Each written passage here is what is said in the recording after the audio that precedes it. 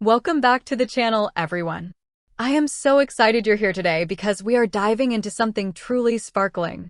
Have you ever walked into a craft store, seen those tiny, shimmering vials of seed beads, and felt that immediate urge to buy every single color? Well, you aren't alone. Today, we're exploring a fantastic resource called The Art of Seed Beading. It's a book that takes you from, I have no idea what I'm doing, to, I just made a masterpiece. Whether you're a total beginner or you've been beading for years, there is something in here that will change the way you look at these little glass treasures.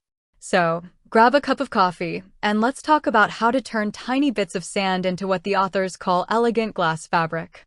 Before we get into the how-to, we have to talk about where these beads actually come from. It's honestly mind-blowing. The book explains that seed beads are basically just quartz sand. But the process to turn that sand into the beads in your tray?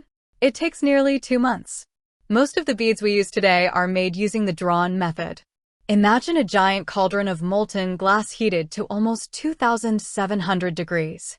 They pull this glass into a tube, sometimes stretching it out as far as 120 feet. Then, they cut it into tiny slices and tumble them in a furnace with charcoal and sand to round off the edges. This is where the color finally emerges. It's a labor of love, and knowing that every single bead has its own little 60-day history makes working with them feel so much more special. Now, if you've ever been confused by bead sizes, this book is your best friend. It breaks down the numbering system simply.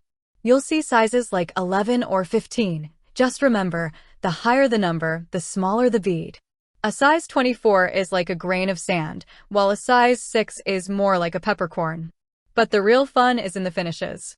The book introduces us to terms like crochet, which are those beautiful silver-lined beads that shimmer from the inside, and aurora borealis, or AB beads, which have that magical rainbow oil slick look. My personal favorite tip from the book? If you're working with transparent beads, try to find ones with a square hole. The square shape reflects light much better than a round hole, giving your jewelry an extra pop of sparkle. Let's talk tools. You don't need a lot to start, but you need the right things. Beading needles are different from regular sewing needles. They are super thin and flexible. The book gives a great pro tip. If you're struggling to thread a tiny needle, cut your thread at an angle rather than straight across. You'll also want some beeswax. Running your thread through wax keeps it from tangling and makes it stronger. And here's a funny one. The book suggests keeping a pair of pliers nearby not just for wire, but to break beads. If you realize you've added an extra green bead 10 rows back and don't want to undo all your work, you can carefully crush the unwanted bead with pliers to remove it. Just remember to wear eye protection, glass flies. The heart of this book is about creating glass fabric. This isn't just stringing beads on a line, it's about weaving them together. You'll learn about the Peyote stitch, which creates a smooth, flexible weave, and the brick stitch, where the beads stack together exactly like, well, bricks. If you want to go big, the book even teaches you how to build your own bead loom. Store-bought looms are usually for narrow things like headbands, but the authors show you how to use simple pine wood and springs to make a custom loom for any size project.